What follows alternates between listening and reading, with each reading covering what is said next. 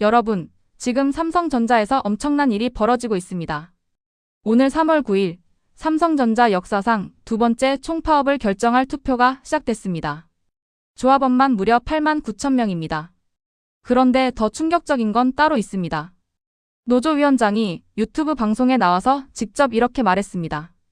파업에 참여하지 않는 직원은 강제 전배, 해고 1순위로 올리겠다고요. 심지어 회사에 협조적인 직원을 신고하면 포상을 주는 제도까지 만들겠다고 했습니다. 삼성전자 직원들, 지금 회사 눈치, 노조 눈치 둘 다 봐야 하는 최악의 상황입니다. 그리고 이게 다가 아닙니다.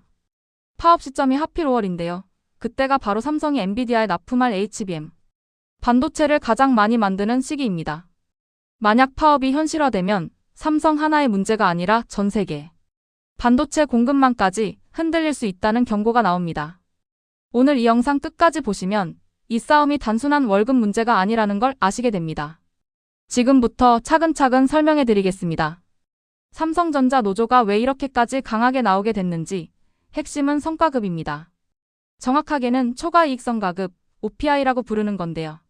쉽게 말씀드리면 회사가 목표 이익을 초과해서 벌었을 때 직원들한테 추가로 주는 돈입니다. 그런데 삼성은 이 OPI에 상한선이 있습니다. 아무리 회사가 많이 벌어도 직원이 받을 수 있는 성과급에 한도가 있다는 뜻입니다.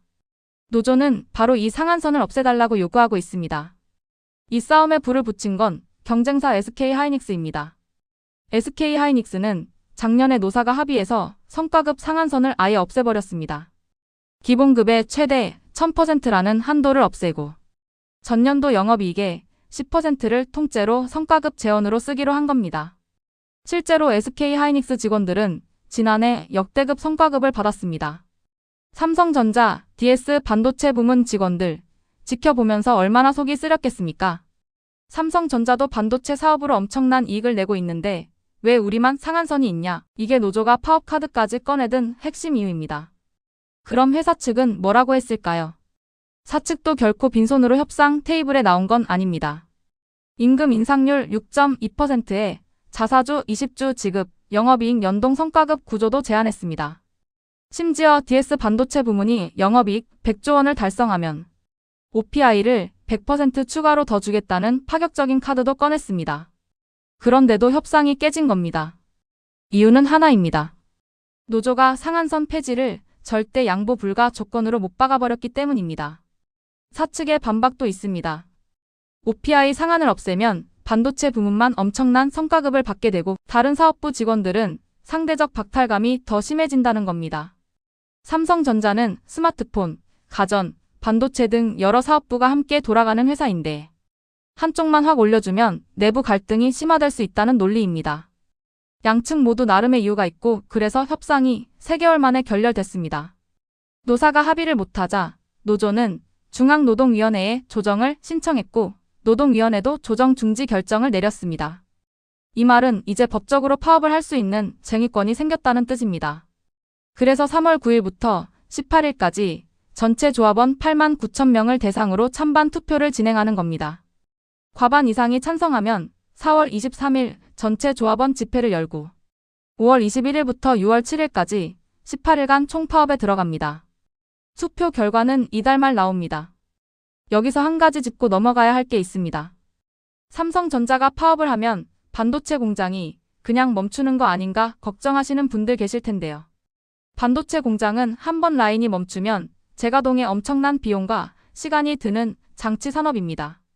하지만 전문가들은 공장 설비 대부분이 자동화돼 있고 대체 인력 투입이 가능한 구조라 실제 생산 차질은 생각보다 제한적일 수 있다고 봅니다. 그러나 문제는 생산 차질보다 신뢰입니다. 엔비디아 같은 글로벌 고객사 입장에서 삼성 공장이 파업 중이라는 소식은 그 자체로 불안 요소입니다. HBM 물량을 SK하이닉스로 더 돌릴 수 있는 명분이 생기는 거니까요. KB증권은 올해 삼성전자 HBM 출하량이 지난해 대비 300까지 늘어나고 점유율도 2025년 16%에서 2026년 30에서 35%까지 올라갈 거라고 전망했습니다. 삼성전자가 HBM 시장에서 SK하이닉스를 맹추격하는 결정적인 해인데 파업이라는 변수가 생긴 겁니다. 노조가 추산한 18일 파업 시 예상 손실은 10조 원입니다. 이번에 논란이 된 또 다른 쟁점은 노조의 압박 방식입니다. 노조 위원장이 유튜브 방송에서 직접 이렇게 말했습니다.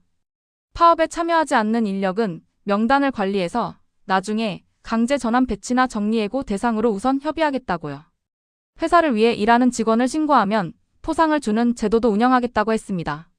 심지어 평택 사업장, 사무실 24시간 점거 스태프도 모집 중이고 점거로 인한 업무 방해 등 모든 법적 책임은 조합이 지원하겠다고 했습니다. 이 발언이 알려지자 삼성 내부에서 강한 반발이 나왔습니다. 한 직원은 뜻을 달리하는 직원을 명단화하는 건 위법이자 폭력적인 처사라고 비판했습니다. 파업에 참여하지 않을 자유도 법적으로 보장된 권리인데 이를 침해하는 건 노조도 해서는 안 될 일이라는 겁니다. 일부에서는 이게 사실상 블랙리스트 아니냐는 비판도 나오고 있습니다. 삼성전자 노조의 역사를 잠깐 짚어보면 사실 삼성전자의 노조가 생긴 건 그리 오래되지 않았습니다. 삼성은 오랫동안 무노조 경영을 유지해온 것으로 유명한 기업입니다. 그러다 2019년에 처음으로 노조가 설립됐고 2024년 7월에 역사상 첫 번째 파업이 있었습니다. 당시 파업은 약 일주일 만에 마무리됐고 실제 생산 차질은 크지 않았습니다. 그런데 1년 8개월 만에 또다시 파업 국면이 왔습니다. 노조 세력은 그 사이 더 커졌습니다. 현재 전체 정규직 12만 8천여 명 중 51.2%인 6만 6천 명이 초기업 노조에 가입해 있습니다. 직원 절반 이상이 노조원인 겁니다. 이번 파업 논란은 단순히 삼성전자 한 회사의 문제가 아닙니다. 한국을 대표하는 재벌 기업에서 성과급 체계가 공정하고 투명한지, 노동자 권리가 제대로 보장되는지를 사회 전체가 들여다보는 계기가 되고 있습니다. 중동 전쟁으로 환율과 유가가 폭등하고 글로벌 경기 불확실성이 커진 상황에서 삼성이 내부 노사 갈등까지 떠안게 됐습니다. 회사 측은 이란 사태와 환율 악재 등 대외 경영 환경이 최악인 지금 파업은 국내외 경쟁력을 스스로 갉아먹는 것이라고 우려합니다. 반면 노조 측은 회사가 어렵다는 이유로 직원 보상을 미루는 건 받아들일 수 없고 경쟁사와의 처우 격차가 인재 유출로 이어질 수 있다고 맞섭니다. 실제로 반도체 업계에서 삼성과 SK하이닉스 간 연봉과 성과급 격차가 커지면서 이직 고민하는 삼성 직원들이 늘고 있다는 이야기도 들립니다. 앞으로의 시나리오를 정리해드리겠습니다. 3월 18일 투표 마감 후 과반 찬성이 나오면 노조는 쟁의권을 공식 확보합니다. 이후 4월 23일 전체 조합원 집회를 거쳐 5월 21일 총파업 돌입입니다. 반면 찬성이 과반에 못 미치면 파업은 무산되고 노사는 다시 협상 테이블로 돌아가야 합니다. 지금 내부 분위기는 DS 반도체 부문을 중심으로 파업 의지가 매우 높은 것으로 알려졌습니다. 투표 결과에 따라 삼성전자 그리고 한국 반도체 산업의 판도가 달라질 수 있습니다. 지금 이슈 시청자 여러분 어떻게 보십니까? 노조의 권리 주장은 정당하지만 그 방식이 도를 넘었다는 시각도 있고 회사가 SK하이닉스 수준으로 성과급을 개선해서 직원들 사기를 올려야 한다는 시각도 있습니다. 어느 쪽이 맞다 틀리다를 떠나서 삼성전자가 이 갈등을 어떻게 풀어내느냐가 앞으로 몇 달간 한국 경제의 중요한 변수가 될 것입니다. 3월 18일 투표 결과 저희 지금 이슈 채널에서 바로 업데이트 해드리겠습니다. 이 영상이 도움이 되셨다면 구독과 좋아요 꼭 눌러주세요. 알림 설정 해두시면 중요한 이슈 놓치지 않고 받아보실 수 있습니다. 감사합니다.